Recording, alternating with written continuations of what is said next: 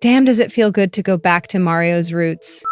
Don't get me wrong, Super Mario 64 was an important and integral step for Nintendo's plumber hero to take, what with the company essentially being the trailblazer in the world of 3D platforming. But in moving forward, rising expectations pretty much dictated that Nintendo shouldn't look back, so the classic side-scrolling formula was simply relegated to classic status, only returning in retro repeats of existing games on current systems and occasionally as spin-off franchises for other Nintendo characters. An official Super Mario game would have to be something special for it to exist on a current Nintendo system, which is why the release of new Super Mario Bros. For the Nintendo DS is so significant. It absolutely is something special. This game marks a brilliant return to Mario's side-screaming environments, with a look, feel, and play that feels unbelievably classic, with new elements that do a fantastic job advancing the design. The timeline's a little scattered, but while Super Mario Sunshine was the latest game in the Super Mario series on paper, new Super Mario Bros. Marks the first time in 15 years that Nintendo's created a classically designed Super Mario game. Super Mario World ended the plumber's starring role in the 2D platformer series. Yoshi may have picked up the gauntlet in a labeled sequel a couple years later, but outside of a few nods here and there in spin-offs like Paper Mario and Mario and Luigi, Mario hasn't starred in this plumber saves the princess role in a side-scrolling platformer since the Super NES launch title. With this new game, the more things change, the more they stay the same. The basis for New Super Mario Bros. Is surprise to save the princess. In this design, Bowser Jr. has snagged Peach right out from Mario's nose and taken her to the closest fortress possible. This game won't win any awards in storytelling because there is none. Mario will simply have to bounce from level to level, getting to each challenge's castle while collecting coins and stomping Koopas, Goombas, and any other oddly named inhabitants of the Mushroom Kingdom. Anyone who's played the original Super Mario Bros., and at this point, if you haven't, stop reading and find the nearest NES for a refresher course, will recognize the early nods to the original game design. From hopping on the flagpole to finish a round, to Bowser protecting the end of the first castle. So, New Super Mario Bros. Is a game that's been a long time coming. It's clear that a Super Mario game is a really big deal for Nintendo, and a game bearing the Super Mario namesake needs to be significant.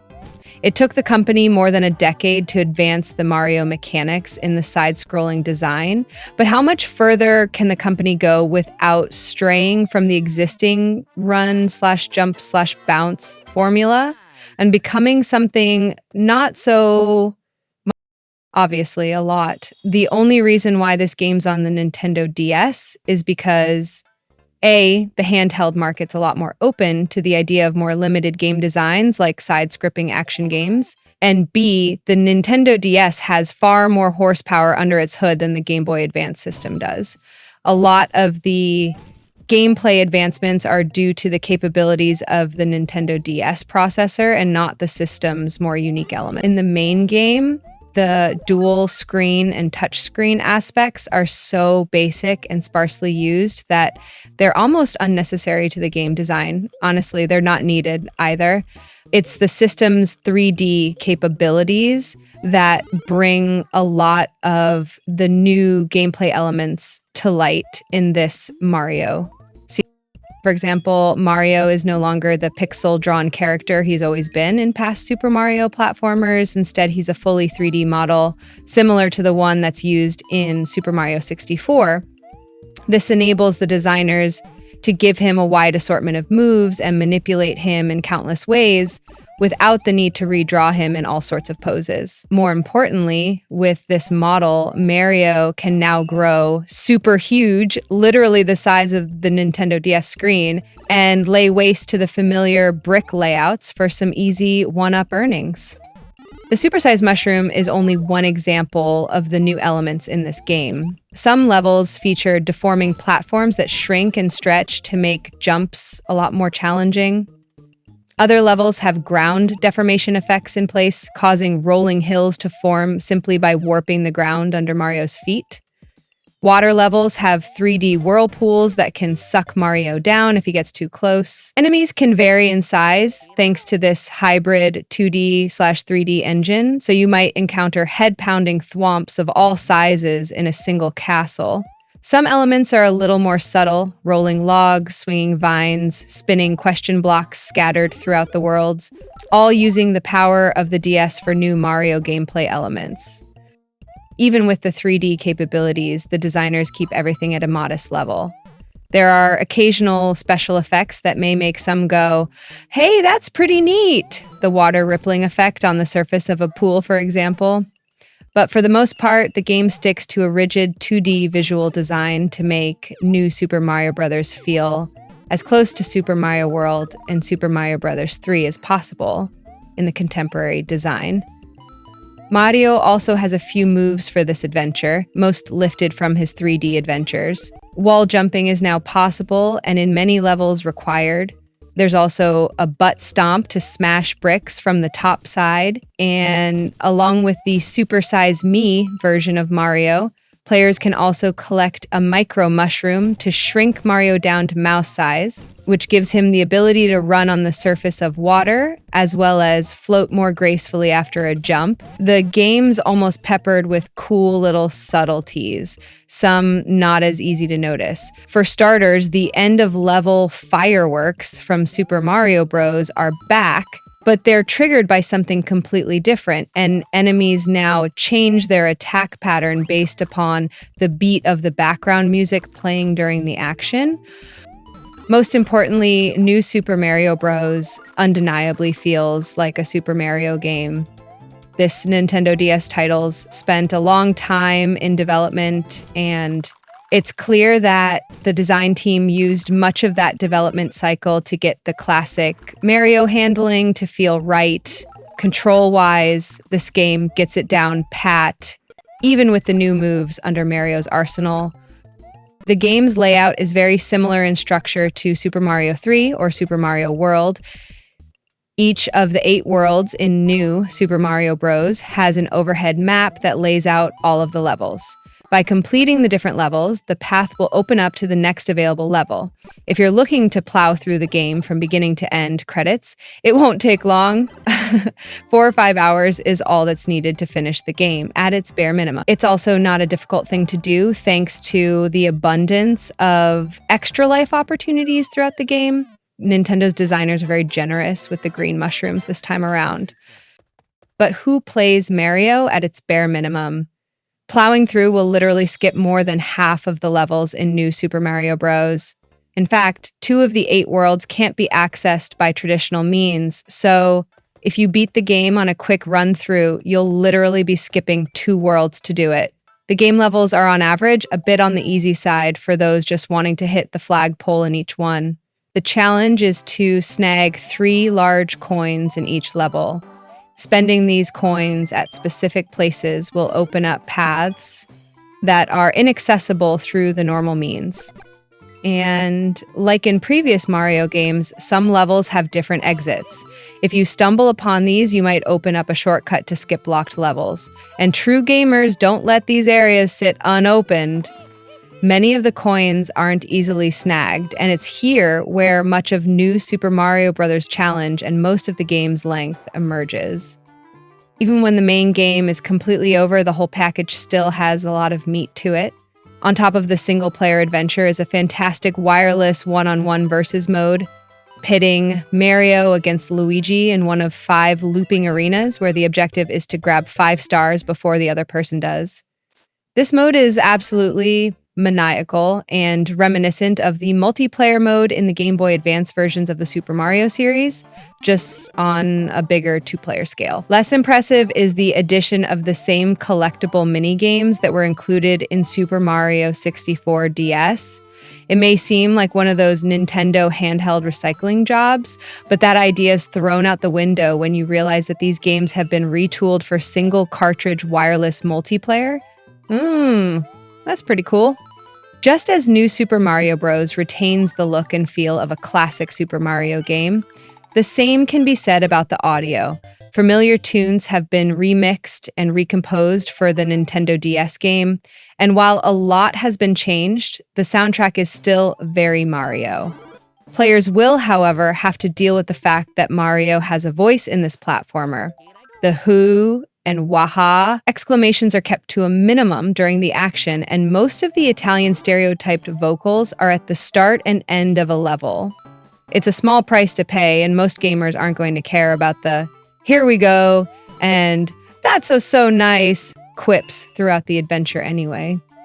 Before New Super Mario Bros. Entered my life, Yoshi's Island was, to me, the greatest platformer ever created. That title may now have to go to New Super Mario Bros. A lot of what made Yoshi's Island so fantastic was how the designers used graphic capabilities to create and incorporate new gameplay elements into the mix. That's the same with New Super Mario Bros. The power of the Nintendo DS makes it possible for new elements like the deforming terrain, giant 3D enemies and obstacles, fully rotating environments, and countless other elements that are more integral to the game design than they are for neat effect. This game can easily be completed in a day if you simply romp through the bare minimum of New Super Mario Bros. Level structure. Some levels are easier than others, and boss battles are a bit on the predictable side. To some, this will seem like a disappointment.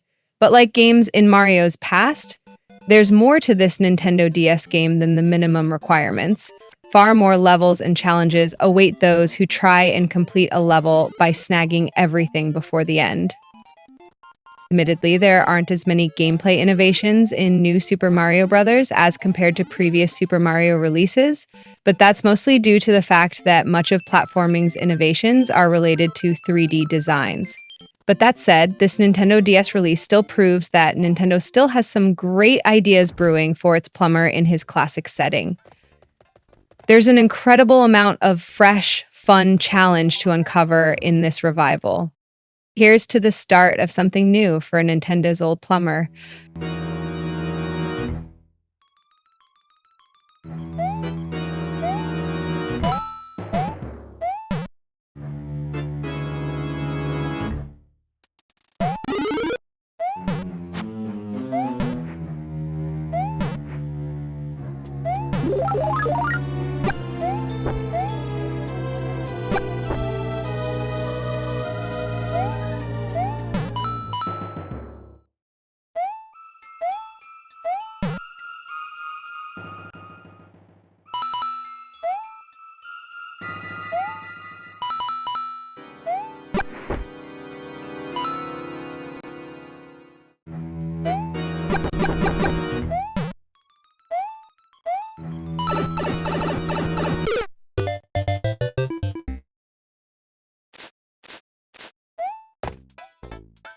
Here I go.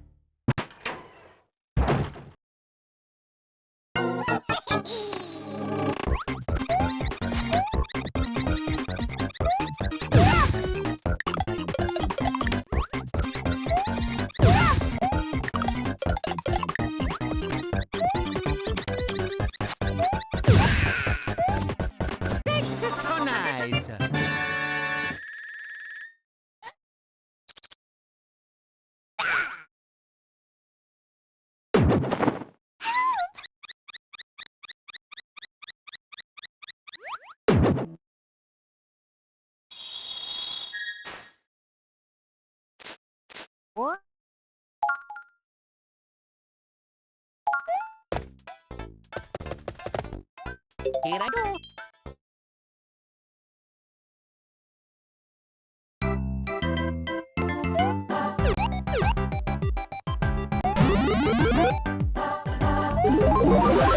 Here we go.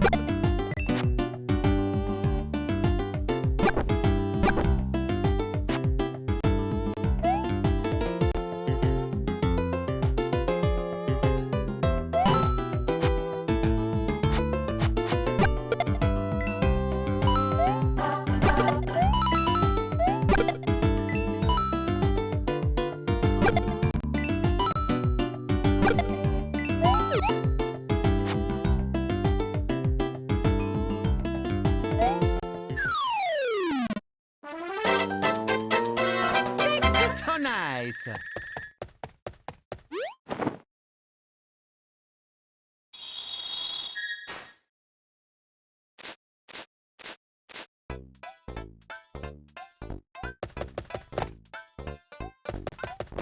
Here I go.